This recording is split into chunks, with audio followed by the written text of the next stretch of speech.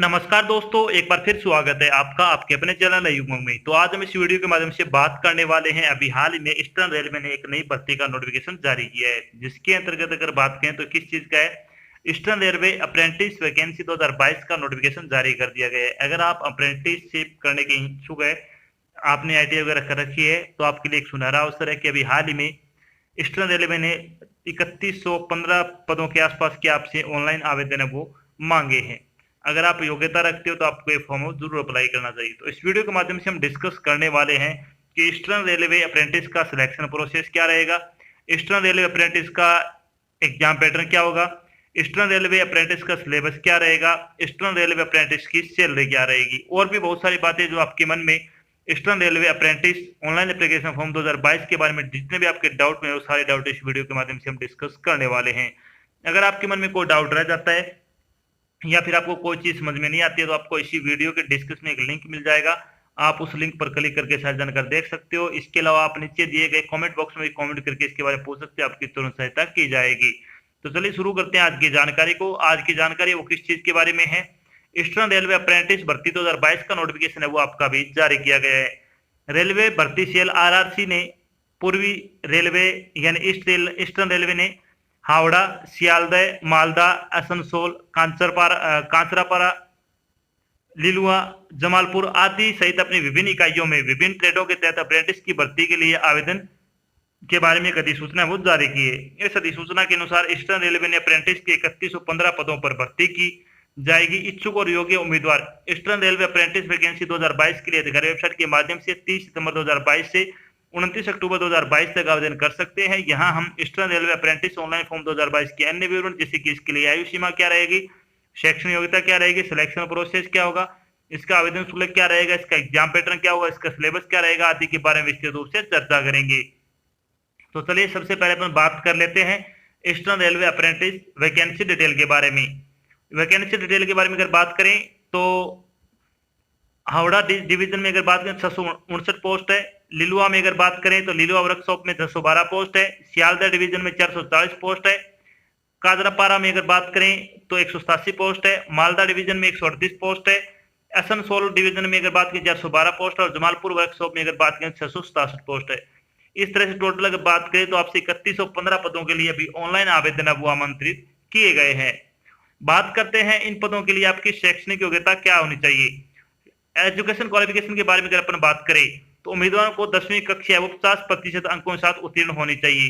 उनके पास एनसीवीटी या फिर एससीवीटी द्वारा जारी अधिसूचित ट्रेड में नेशनल ट्रेड सर्टिफिकेट भी होना जरूरी है। यानी आपको 10वीं कक्षा में आपके 50% अंक है वो आपके पास होना चाहिए, साथ में आपके पास आईटीआई का सर्टिफिकेट होना जरूरी है संबंधित ट्रेड से। यानी जिस ट्रेड से आप अप्रेंटिसशिप करना चाहते हो उस ट्रेड से अगर आपने आईटीआई या फिर डिप्लोमा कर रखा है तो आप इसके लिए अप्लाई कर सकते हो। बात करते हैं एज लिमिट के बारे में। एज लिमिट के बारे में अगर अपन बात करें तो मिनिमम एज आपकी 15 वर्ष होनी चाहिए और मैक्सिमम एज आपकी 24 वर्ष हो सकती है। इसके अलावा जो आपको सरकारी नौकरी के अनुसार, जो सरकारी नियमों के अनुसार सरकारी नौकरी में आयु सीमा में छूट दी जाती है, वो छूट आपको यहाँ पे भी प्रदान की जाएगी। बात करते हैं इंपॉर्टेंट डेट के बारे में।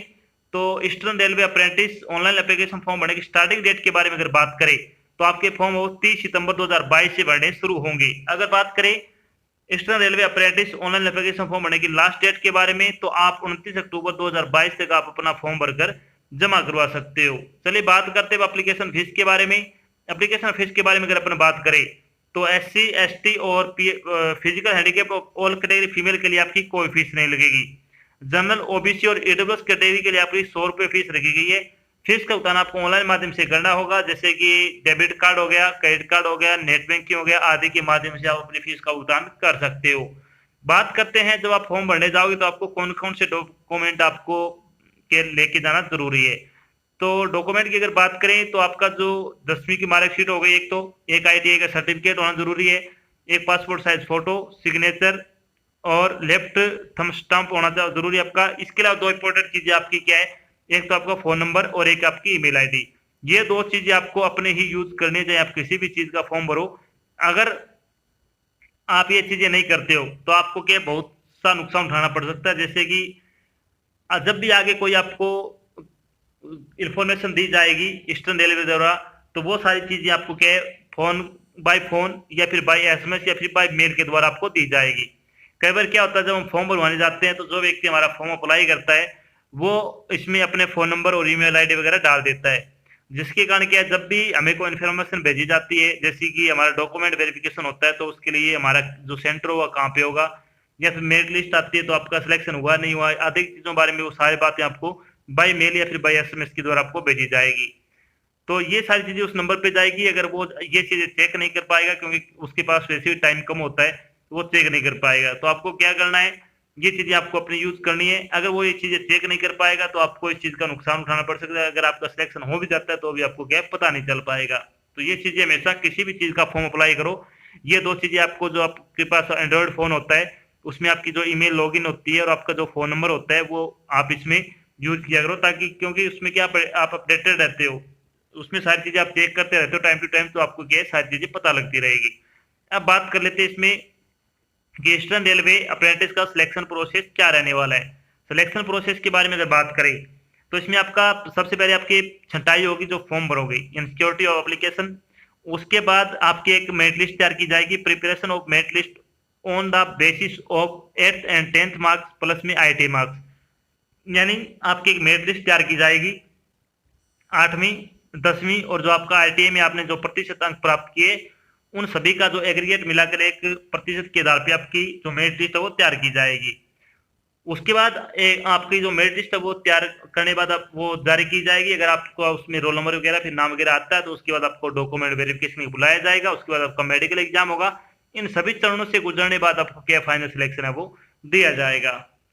तो अगर बात करें कि कई उम्मीदवारों में एक बात होती है कि हमारी मेरिट लिस्ट है वो किस आधार पे तैयार की जाएगी और हमें किस पता कैसे चलेगा कि हमारा रिजल्ट इसमें सिलेक्शन हुआ है नहीं हुआ है। तो ये आपकी जो 3 चीज़ों पे तैयार की जाती है, जैसे 8वीं की जो प्रतिशत अंक है या फिर अगर आपने 8वीं प्लस आईटीआई का रखी है तो 8वीं प्लस आईटीआई है या फिर 10वीं क्लास का रखी है तो 10वीं प्लस में आईटीआई के जो आपके प्रतिशत है उन दोनों को जोड़कर एक एग्रीगेट एवरेज निकाला जाता है और उसी के आधार पे कि आपका सिलेक्शन किया जाता है। वो मेरिट लिस्ट जारी की जाती है। उसके बाद आपका सिलेक्शन होता है तो आपको पता चल जाएगा, अगर नहीं होता है तो आपको चेक करना पड़ता है कि उसमें हुआ है नहीं हुआ, पीडीएफ जारी की जाती है। उसके बाद आपको डॉक्यूमेंट वेरिफिकेशन में बुलाया जाएगा। उसके बाद आपको क्या है जिस डिवीजन के लिए आपने अप्लाई किया उसमें आपको ज्वाइनिंग दे दी जाएगी। अब बात करते हैं जब आपका फाइनल सिलेक्शन हो जाएगा तो आपकी सैलरी क्या रहेगी। तो ईस्टर्न रेलवे अप्रेंटिस की सैलरी बारे में अगर बात करें तो आपकी सैलरी वैसे अप्रेंटिसशिप की अगर सैलरी बारे में अगर बात करें तो आपकी 7800 रुपए से लेकर 8800 रुपए के आसपास की आपकी सैलरी होती है अप्रेंटिसशिप में। चाहे वो 1 साल की अप्रेंटिस हो तो आपको 1 साल यानी पर मंथ आपको 7800 रुपए से लेकर 8800 रुपए के आसपास आपको सैलरी दी जाएगी, जिससे आपका खर्चा निकलता रहेगा। साथ में आपका अप्रेंटिसशिप का आपको सर्टिफिकेट मिल जाएगा। उसके बाद अगर आप कोई प्राइवेट कंपनी में जॉब करना चाहते हो तो आपको एक अच्छी सैलरी पे वहाँ पे जॉब भी मिल जाएगी। तो अगर आपने आईटीआई कर रखी है तो आप ये फॉर्म जरूर अप्लाई करें। तो ये तो थी आज की एक छोटी जानकारी जिसके माध्यम से हमने डिस्कस किया कि अभी हाल ही में ईस्टर्न रेलवे ने अप्रेंटिस की भर्ती का नोटिफिकेशन जारी किया है।